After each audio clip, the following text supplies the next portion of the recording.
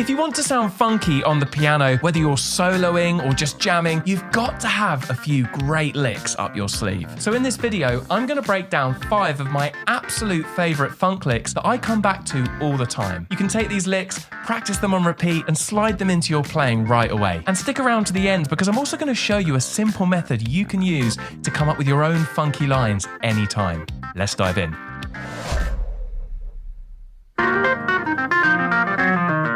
Okay, we're going to be doing this on a clav sound, right? The clav it's the sound of funk. It's the sound of this music. It's just got a really nice bite.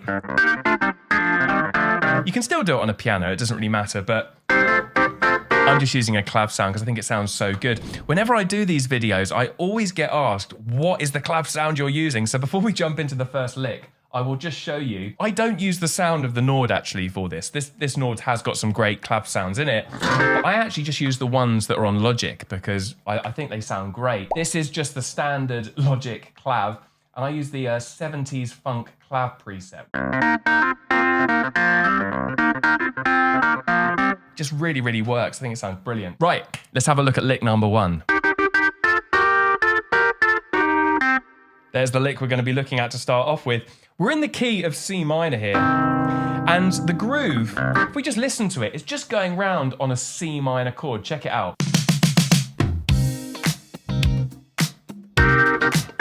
It's just that over and over. So many of these funk grooves just jam on one chord. Sounds really cool. We've got the drums in there, the bass, the guitar as well, and we're going to kind of add some licks over the top. So this first one goes like this. That's the lick we're going to be learning. So we start here on that G and E flat, and we play it 4 times. Then we go up to the A and the F, and then the G and the B flat. Check it out. Then we go back down, back up, back down, and then we go. That's the pattern, okay? It's got a little bit of moving up and down. Check it out. And you can see, anytime I'm playing that G, I'm just sliding up from an F sharp to a G. It just gives it more character. So check it out. Watch how many times I slide.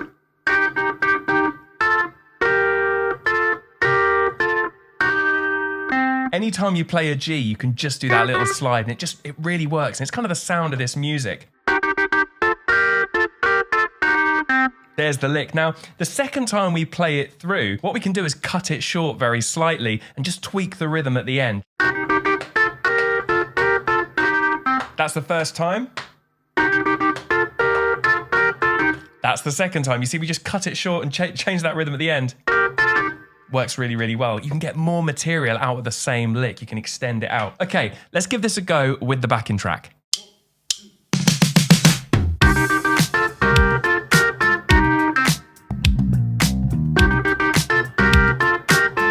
When you're playing this, make sure you're sitting back. Try not to rush. Sit back on the groove. Now, to help you get everything from this video into your playing, I've put together a free PDF lesson book. It's got the sheet music and notation for every lick I'm showing you. It also contains those backing tracks as well, so you can put those on, jam along, and the whole thing comes to life. So do give that a go. I think you'll find it really useful. The link to download that is in the video description. Just enter your name and email and I'll send it right over to you. You can also scan this QR code right here.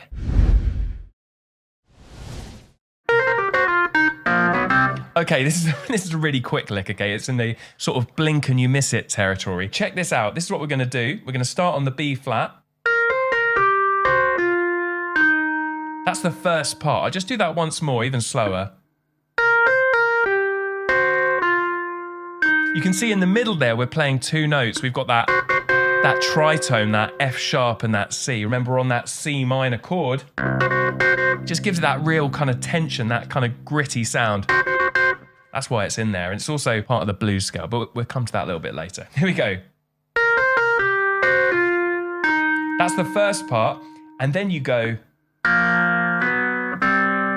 We're using fourths here, right? We go from the B flat and the F up to the B and the F sharp, and then the C and the G. If I put the whole thing together, it sounds like this. When you're practicing these licks, it's quite useful just to play them over and over, just to get them really natural, like maybe one a bar.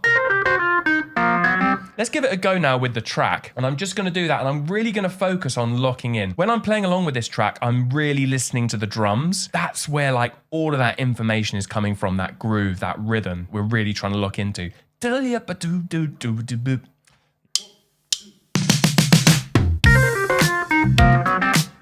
have a bar's rest. Okay, let's take it up a gear. Let's play at every bar now. And... oh, it's hard. Yeah, gives you an idea, right? Sometimes when you're playing it over and over, it gets a little bit much, but something to practice, right?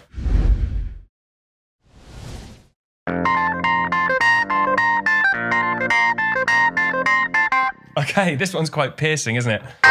It's sort of quite piercing up there. I'm going to bring it down an octave, actually. So check it out what's going on here. Let me play it slowly for you. So you can see I'm holding down that C and B flat, and then I'm using my third finger to slide down to the A. Check this. But my C in my little finger is staying held down. So you get this really nice effect. And then I'm using the thumb on this low C in between. Here's the rhythm. And then at the end, I'm playing the C and the G. Once more. Let's give this a go with the backing track, right? But before I do that, this backing track just goes over C minor over and over. But you can actually use this lick over so many different root notes, and it works really well as like an introduction to a song.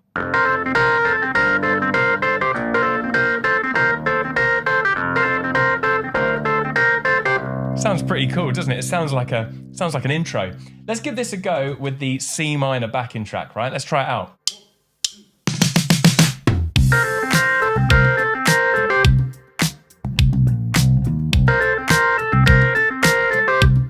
Again, sit back on the groove. You want to accent those top notes. Yeah.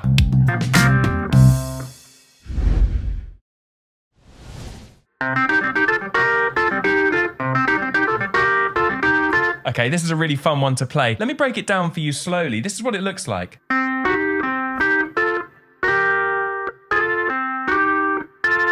Yeah, there we go. You can see we're mainly just using those thirds, and our thumb is on that C. Check it out.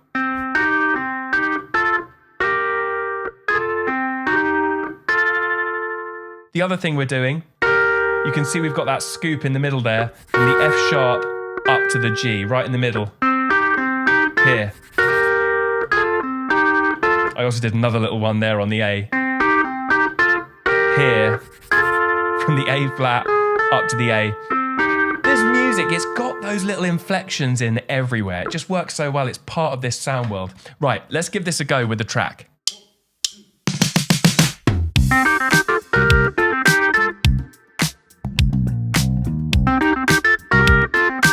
I'm gonna have a go at adding in my left hand now.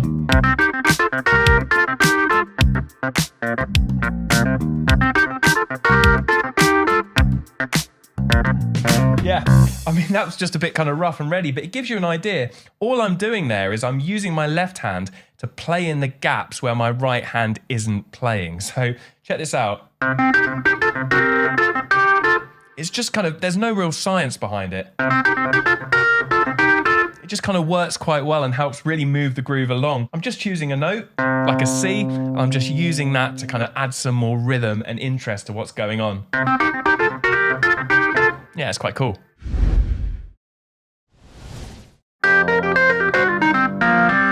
Okay, lick number 5. This is one of my favorites, actually. This is probably my favorite out of all of them. Check it out. This is what's going on.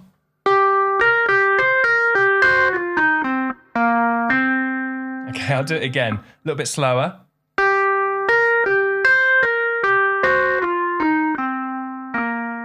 And you can see, again, we've got that little tritone sound in there. That is so kind of common in all of these licks. I'll do it once more. And then what you do is you have a little break and then you play the last bit of the lick again. So I'll play the whole thing. Then the second part. There it is. Now, we're obviously going to have a go at doing this with the C minor track. But before you do that, just get some octaves in your left hand. Choose 4 notes. I'm going to choose F, G, A flat, and B flat. I'm just going to play that lick over the top, see what it sounds like. Sometimes when you do this, it gives the lick a whole new feel and a whole kind of new sound. Check it out.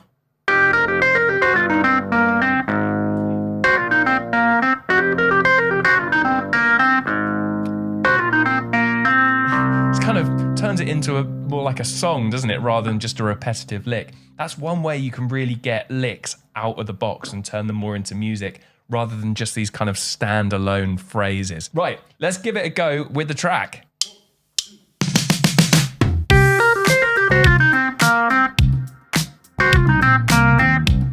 Wait 2 bars. 1, 2, go again. Yeah, it sounds great, this one. Now, these licks I've shown you are a great starting point. You've now got some phrases that you can use in your solos or when you're jamming along. They're going to work really well.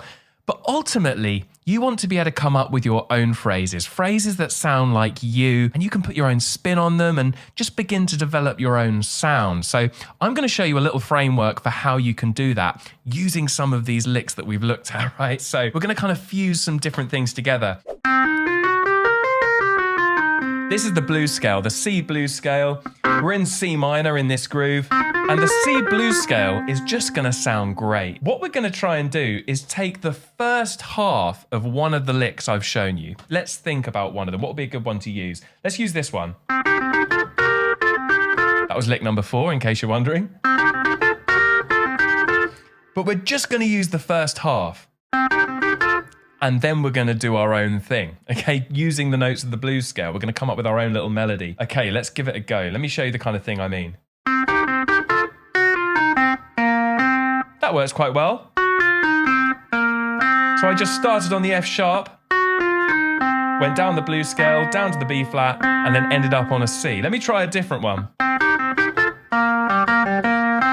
That works quite well.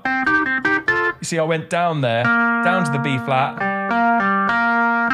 It's just about experimenting, and sometimes when you're thinking about improvising, it's about giving yourself a little framework. So our framework is we play the beginning of the lick, and then we improvise something, but then we come back to the lick again. It just gives us something to work with and get started. I'm going to have a go at doing this now. I'm going to throw all of the different licks we've looked at together, see what happens.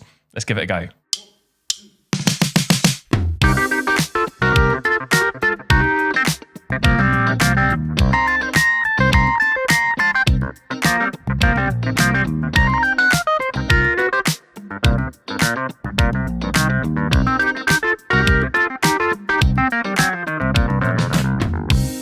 Hopefully that gives you an idea of where you can take this. It's a little bit messy in places, but you can see how when you piece these various licks together, it sort of begins to sound like a solo, and it just gives you a framework to work with, which is what this is all about. Thank you so much for watching this video. I do hope you enjoyed it. If you did enjoy it, I'd hugely appreciate it if you could hit that like button, hit that subscribe button, and drop a comment below. What else would you like me to teach you on this channel? Let me know in the comments. I'll see you in the next one.